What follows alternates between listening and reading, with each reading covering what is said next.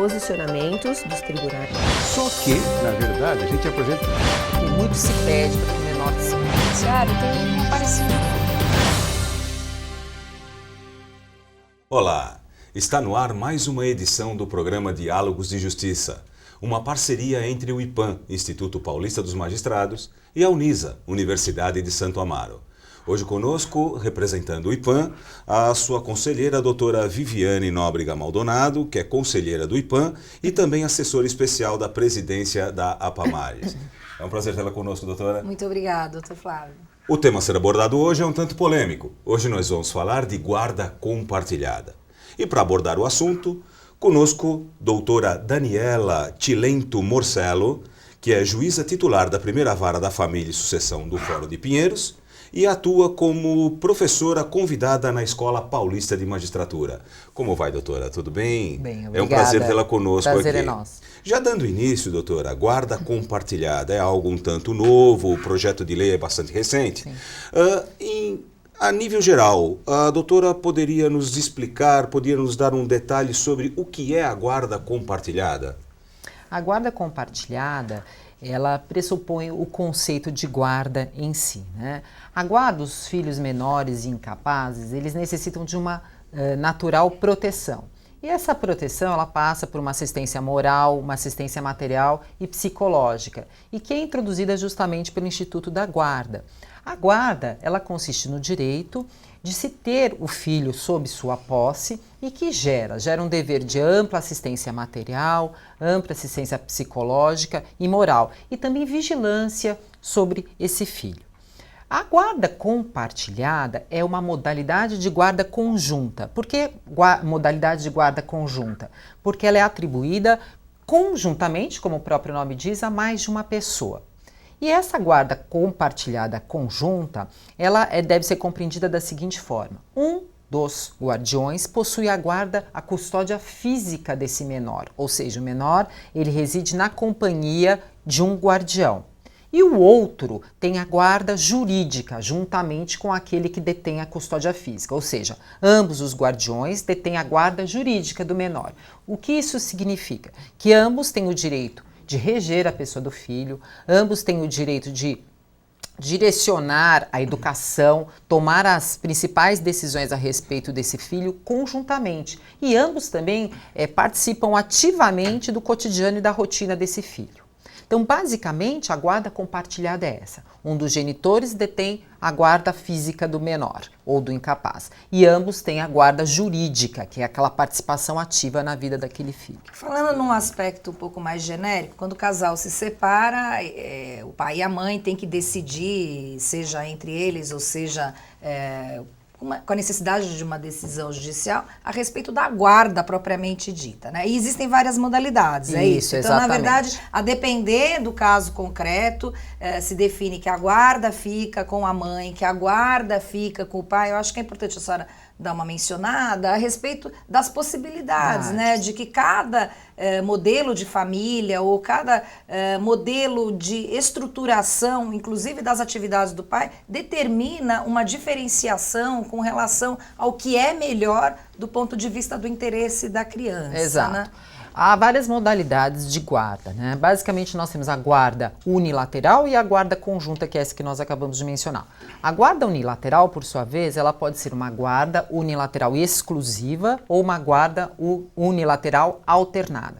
A guarda unilateral exclusiva, que é uma das modalidades de guarda mais comuns nos casos concretos, nas opções dos cônjuges, é aquela em que ela é atribuída apenas a uma das partes, a um dos genitores, e esse genitor, quando ele tem a guarda unilateral exclusiva, ele detém a guarda física, a custódia física do incapaz e também tem a guarda jurídica desse incapaz. Então é ele que rege a pessoa do filho e toma as principais decisões a respeito da vida dele. E é o que historicamente acaba acontecendo, só interrompendo um pouquinho, nesses casos usuais que as pessoas ouvem falar no dia a dia. Normalmente, quando separa, Isso. acaba sendo atribuído à mãe. A mãe fica com a responsabilidade pela criança, por todas as atividades, por acompanhar o desenvolvimento.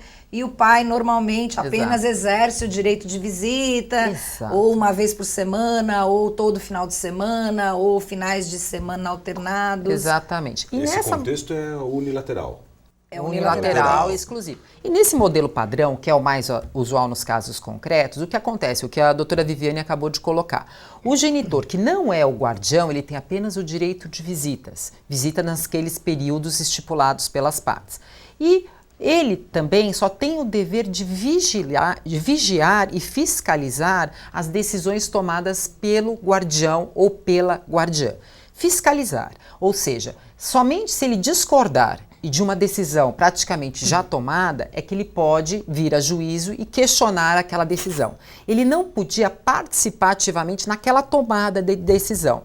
E, historicamente falando, este modelo de guarda, ele sempre foi questionado justamente por esse motivo. Por quê? Porque aquele que não detém a guarda unilateral exclusiva, ele tem o seu poder familiar enfraquecido. Ele não consegue desempenhar o poder familiar na extensão e profundidade daquele genitor que é o guardião ou a guardiã daquela criança. Então, é justamente por isso que, paulatinamente, acabou se introduzindo o conceito e a ideia desta guarda compartilhada. Ao lado da guarda unilateral exclusiva, nós temos a guarda unilateral alternada, que é bom que se deixe bem claro como ela funciona. A guarda alternada é uma modalidade de guarda unilateral que é atribuída a uma única pessoa e por períodos alternados de tempo. Então, por exemplo, na guarda alternada, um dos genitores tem a guarda física e o outro tem a guarda apenas o direito de visitas. E eles se alternam em períodos de tempo. Ou seja, esses períodos de tempos podem ser uma semana, pode ser um mês, pode ser um semestre ou Então, um ano. por exemplo, se As crianças é que se alternam Eu não na residência dos genitores. Seria algo mais ou menos matemático, né? Um tanto aqui, um tanto lá. E a guarda compartilhada, pelo que eu estou vendo, não é diferente. somente isso. Exatamente, É só muito mais. no âmbito jurídico, a termo de responsabilidade, há um compartilhamento. Exatamente. Mesmo porque a guarda alternada, no período em que as crianças ou os incapazes estiverem com aquele guardião, ele detém a custódia física e também a jurídica daquele menor. Posteriormente, alterado o período de tempo, as crianças passam sob a guarda do outro genitor, que passará a concentrar tanto a guarda física quanto a guarda jurídica do menor.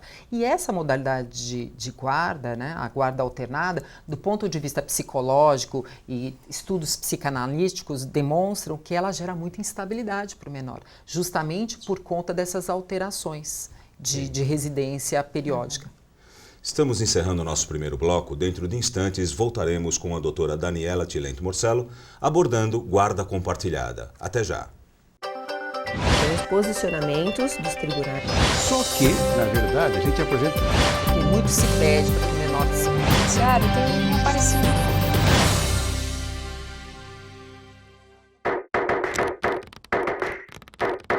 Anota aí, Desafio Universitário Empreendedor. Uma competição conectada com o seu tempo e com uma plataforma inovadora. O negócio é acumular pontos e conhecimento empreendedor com experiências reais e virtuais. Os vencedores ganham tablets, smartphones e viagens internacionais. Mas para você viver tudo isso, não esqueça. Inscreva-se agora.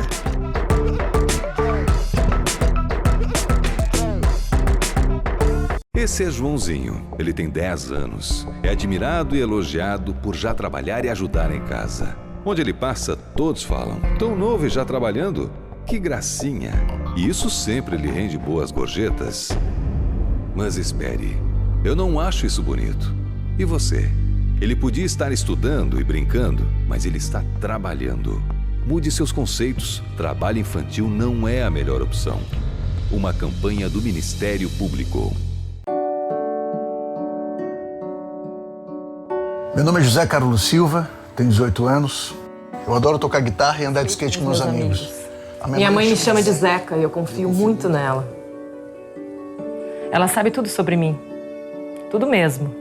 Ela sabe que eu quero ser um doador de órgãos. Na verdade, toda a minha família sabe disso e todos me respeitam. Disso eu tenho certeza. Eles entendem que eu quero ajudar outras pessoas, mesmo quando eu for embora. E eu sei que se for preciso na hora certa, eles vão falar por mim. E vão saber o que fazer. Os órgãos do José Carlos puderam salvar outras vidas, graças a uma conversa e uma linda decisão baseada em respeito, confiança e amor. Seja também um doador de órgãos e lembre-se de avisar a sua família sobre esse desejo. Sua família é a sua voz.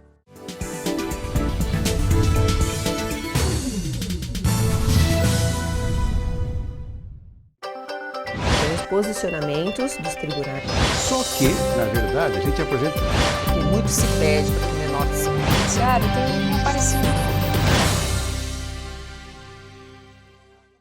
De volta para o segundo bloco, o programa Diálogos de Justiça, uma parceria entre o IPAM, Instituto Paulista dos Magistrados, e a Unisa, Universidade de Santo Amaro. Hoje conosco, abordando o tema Guarda Compartilhada, a doutora Daniela Tilento Morcello, que é juíza titular da primeira vara da família do Fórum de Pinheiros. Vara da Família e Sucessões do Fórum de Pinheiros, né, doutora?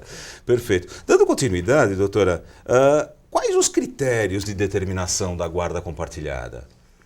Os critérios que norteiam tanto a fixação da guarda compartilhada como de uma guarda unilateral, ou seja, os critérios que o juiz utiliza para a fixação de uma guarda, quando não há consenso entre os pais, parte de uma cláusula geral e com previsão constitucional, que é o princípio do melhor interesse da criança. Esse princípio, que é um princípio geral constitucional, ele leva em consideração a análise de alguns elementos objetivos e subjetivos do caso concreto. Então, por exemplo, quais são os elementos que são levados em consideração não só pelo juiz, como também pelas profissionais técnicas que elaboram um laudo num processo relativo à guarda? Primeiro elemento que é levado em consideração é a idade do menor. Por que a idade? A idade ela faz variar as necessidades do menor. Naquela primeira faixa etária de uma criança, na primeira infância, por exemplo, ela muitas vezes, geralmente, é muito ligada à genitora, porque ela precisa daquele afeto especial, uma sensibilidade, uma disponibilidade de tempo que muitas vezes é mais detectável na maternidade, mas claro que não ausente na paternidade, dependendo do caso concreto. Então, muitas vezes, naquela faixa etária, pequena idade da criança, ela tende a permanecer com a mãe, claro. Agora, quando ela já está a criança já está na idade escolar, são outros fatores que se levam em consideração. O ambiente cultural e educacional dos genitores, a disponibilidade de tempo que os genitores têm para se dedicar ao estudo dos filhos e uma série de outros elementos. Então, dependendo da idade, poderá variar as necessidades do filho. Um adolescente, por exemplo, às vezes pode necessitar permanecer com o genitor que tenha um poder de domínio e de controle maior sobre o filho e assim por diante. Eu tenho uma pergunta. Na verdade, assim, acho que esses dois critérios são critérios, vamos dizer, praticamente mandatórios, objetivos. Agora eu pergunto o seguinte, e quando o casal não consegue se dar bem? E já faço a segunda pergunta. No caso dessa criança maior, ou desse adolescente, se ele fala, eu não quero ir para casa do meu pai, eu não quero ir para casa da minha mãe, como na prática é possível resolver essa questão? Então, aí seria já mais na questão relativa às visitas, né? De não quero ver. Isso às vezes na adolescência, aquela fase típica de contestação, isso pode ocorrer com bastante frequência. É uma situação, ela é delicada, porque normalmente nesse tipo de situação, qualquer tipo de mandado ou ordem judicial vai ser ineficaz, porque realmente a vontade acaba preponderando. Porque quando é uma criança pequenininha, você põe no carro e leva. Exatamente. Depois de uma certa idade, já prevalece em parte a vontade, né, da criança maior ou do adolescente. São impasses realmente que o juiz se depara e que algumas vezes se mostram insolúveis e outras vezes nós conseguimos vislumbrar alguma outra solução. Um recurso que nós utilizamos muito lá em Pinheiros, e eu acho que em quase todas as varas de família e sucessões, é o recurso da conciliação, né? Nesses casos onde eu vejo que há uma certa resistência, eu sempre designo uma audiência de tentativa de conciliação, onde eu exponho geralmente para o guardião, para a guardiã, a importância da convivência, a importância da visita e do contato com o outro Isso genitor, no caso em que não guardião. em que o casal tenha dificuldade. Dificuldade e algum adolescente, como a doutora está colocando, não queira ir. E quando é adolescente, é possível até que esse adolescente participe dessa audiência de conciliação. E resolvemos muitos desses tipos de caso no Fórum Regional de Pinheiros através da mediação, que é um recurso hoje moderno e é um recurso que tem se mostrado efetivamente eficaz na solução das questões de família. Voltando um pouquinho atrás, a doutora Viviane aborda a questão já do adolescente que pode expressar sua vontade.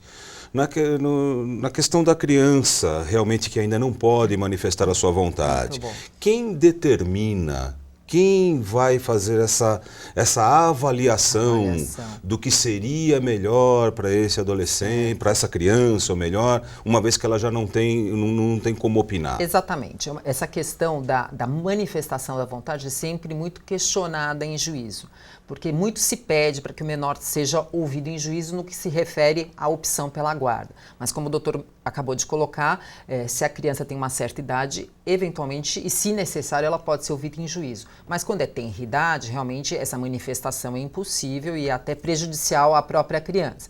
Então, nesses casos, e esse é o recurso um dos mais relevantes que pode se valer o juiz, é a prova pericial. Em todo o processo de guarda, existe uma prova técnica, um estudo social e um laudo psicológico feitos por peritos nomeados pelo juiz.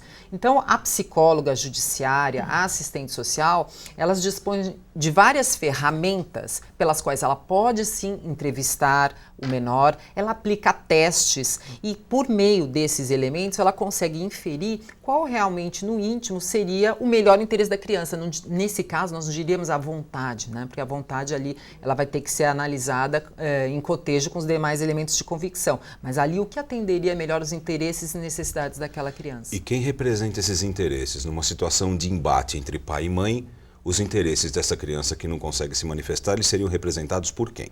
Não, na verdade, em todos esses processos sempre existe o representante do Ministério Público, que é o fiscal da lei, né? Então, ele realmente acompanharia todo o desenrolar do processo justamente para salvaguardar os interesses daquela criança.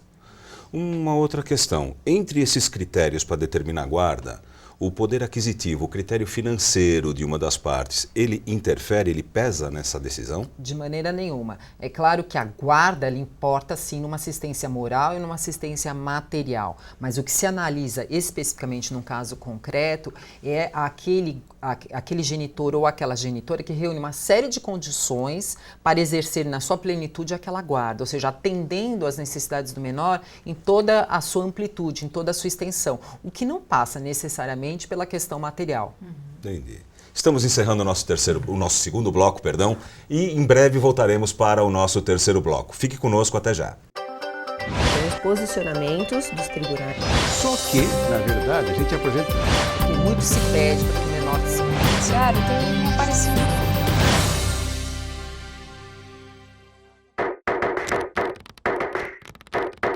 Anota aí, Desafio Universitário Empreendedor, uma competição conectada com o seu tempo e com uma plataforma inovadora.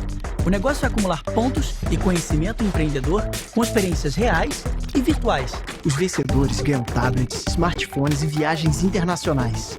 Mas para você viver tudo isso, não esqueça, inscreva-se agora.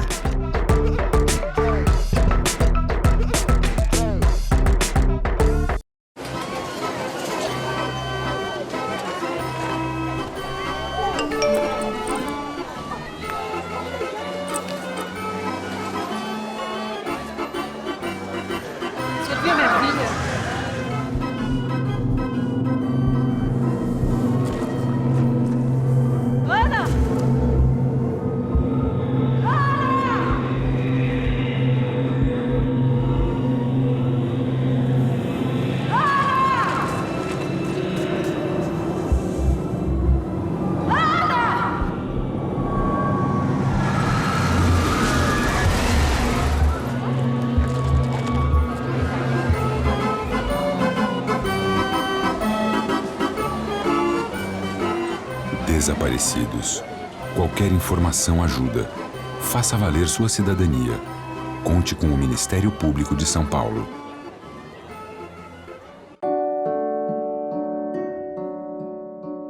Meu nome é José Carlos Silva, tenho 18 anos. Eu adoro tocar guitarra e andar de skate com meus amigos. Minha mãe me chama de Zeca e eu confio muito nela. Ela sabe tudo sobre mim. Tudo mesmo. Ela sabe que eu quero ser um doador de órgãos. Na verdade, toda a minha família sabe disso e todos me respeitam. Disso eu tenho certeza.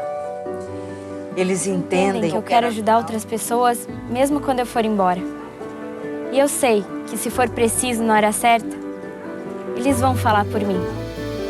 E vão saber o que fazer.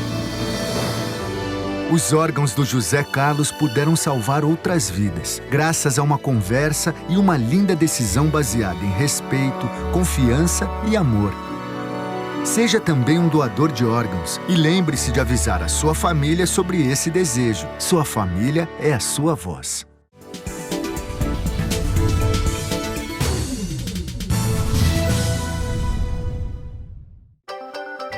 Posicionamentos dos tribunais. Só que, na verdade, a gente apresenta... E muito se pede para que o menor se Judiciário tem um parecido. O Diálogos de Justiça está voltando para o seu terceiro e último bloco. O Diálogos de Justiça é uma parceria entre o IPAM, Instituto Paulista dos Magistrados, e a Unisa, Universidade de Santo Amaro. A doutora Daniela Tilento Morcello, hoje conosco, abordando o tema guarda compartilhada. Aqui em off, a doutora Viviane manifestou uma questão interessante que eu gostaria de passar a palavra para que a senhora formalizasse a pergunta. A doutora Daniela mencionou que a guarda compartilhada não tem uma relação direta com a questão material, né, do suporte material. Então, na prática, como ficaria a questão da pensão? Porque nesse modelo tradicional, logicamente... a mãe precisa, né, naquele caso mais usual, a mãe precisa do suporte. Normalmente o pai acaba contribuindo financeiramente e não exerce diretamente aquele conteúdo decisório que a senhora mencionou no início do programa. Quando o pai passa também a exercer, isso interfere de alguma maneira na obrigatoriedade ou na sua obrigação específica do suporte financeiro entregue à mãe, como normalmente acaba acontecendo? Mas a pergunta é muito oportuna, porque, na verdade, na constância da vida em comum, seja do casamento ou da união estável, existe o dever de sustento dos filhos menores. Esse dever de sustento, ele subsiste depois também de terminada aquela relação conjugal ou aquela união estável, porque com relação aos filhos essa obrigação subsiste. Só que ela subsiste agora por meio de uma obrigação alimentar. O dever de sustento ele é adimplido por meio de uma obrigação alimentar, fixada num determinado valor ou numa determinada obrigação que o pai vai adimplir. A guarda compartilhada, como ela implica justamente numa residência fixa do menor com um dos genitores e um amplo regime de convivência com o outro, ele não implica, claro que não, de maneira alguma, numa alteração com relação à obrigação alimentar. Ela subsiste, ela deve ser fixada judicialmente. E a eventual alteração da guarda unilateral exclusiva para eventualmente uma guarda compartilhada, no meu entendimento, não gera necessariamente uma alteração em termos de valores da pensão alimentícia ou de cumprimento daquela obrigação. O que a gente ouve, assim, as pessoas comentando, né, até do ponto de vista da preocupação, inclusive com relação a essas alterações, é que, em primeiro lugar, as pessoas deduzem que a criança vai morar metade do período com a mãe, metade do período com o pai, que tem uma mochilinha nas costas, tem o quarto na casa do pai, o quarto na casa da mãe. Implica um custo que deve ser abatido. Exatamente. Então, eu acho que é importante frisar esse aspecto que a senhora está colocando, porque intuitivamente as pessoas leem a guarda compartilhada dessa forma, como se a criança passasse a morar metade do período com um dos genitores e a outra metade com o outro. Como a gente nós refrisamos já, a guarda compartilhada ela não se confunde com a alternada. A criança realmente ela não fica de um lado para outro na residência do genitor. Ela tem um amplo regime de convivência sim com um deles, aquele que não detém a custódia física. Mas por exatamente por esse motivo é que não há reflexos na guarda compartilhada com relação à pensão alimentícia. O que tem e o que deve ser frisado na guarda compartilhada é um envolvimento, é um comprometimento daquele que não tem a custódia física do menor com a vida daquele filho. Ou seja, ele participa ativamente como ele participava na constância da vida em comum com o outro genitor. Ou seja, ele leva a uma atividade extracurricular, ele participa da reunião escolar, ele leva a uma festinha infantil, leva ao dentista, leva ao médico, participa da rotina diária do filho, como ele o fazia anteriormente. Mas isso não significa necessariamente que eventual pagamento de despesas diretas irá interferir na obrigação alimentar, que deve sempre, friso, ser fixada e mantida. E até depende da capacidade econômica, claro, né, de cada qual dos genitores. A prestação alimentícia é sempre fixada no binômio necessidade. Quer dizer, não é aquela coisa do meio a meio, né, de genericamente, porque um pode ter uma capacidade, claro, logicamente, superior ao outro. Na situação de viagens ao exterior com um dos pais, implica na autorização do judiciário, isso, alguma coisa assim, ou não? Porque é compartilhado? Claro, na guarda compartilhada não há alteração nenhuma com relação a isso. Sempre que há a saída de um menor para o exterior em viagem, sempre há necessidade de autorização do outro genitor. Também na compartilhada, como em qualquer outra modalidade de guarda. Então, dá para concluir assim, dizendo que essa alteração do paradigma foi um ganho de um poder decisório, vamos dizer, ou de um poder de envolvimento daquele genitor que não exercia a guarda direta? Eu acho que sim. A guarda compartilhada é um modelo ideal de guarda. Por quê? Porque ela tenta preservar o exercício do poder familiar como ele era exercido na constância da vida em comum daquela relação conjugal. Ou seja, havia um casal, aquele casal compartilhava a guarda simultânea, ela era uma guarda simultânea porque eles viviam juntos e agora eles precisam desempenhar essas funções parentais de forma diferente. Então a guarda compartilhada, nesse sentido, seria uma guarda ideal em termos práticos em benefício ao menor, mas que claro que ela vai ser aplicada dependendo das nuances de cada caso concreto. Estamos chegando ao final do nosso Diálogos de Justiça. Eu queria agradecer muito a presença da doutora Viviane Nóbrega Maldonado, a conselheira do IPAM, aqui conosco. Muito obrigado pela presença. Eu agradeço a parceria, digo isso em todos os programas, o pessoal adora o programa e pra gente é um prazer realmente estar aqui dividindo a bancada. Não tenha dúvida, para nós da mesma forma, doutora. E queria agradecer também a presença da doutora Daniela Tilento Morcello, que hoje abordou guarda compartilhada, foi bastante esclarecedor. E o assunto é bastante amplo para ser debatido num programa só. Bastante, eu espero que futuramente possamos voltar até para falar sobre as novidades introduzidas por esse novo projeto de lei. Com muito prazer. Você, telespectador, o nosso abraço, o nosso agradecimento pelo carinho da sua audiência. Continue conosco, continue com a nossa programação e até o próximo Diálogos de Justiça. Até lá. Os posicionamentos dos tribunais. Só que, na verdade, a gente apresenta... E muito se pede para que o menor se... Claro, tem um parecido.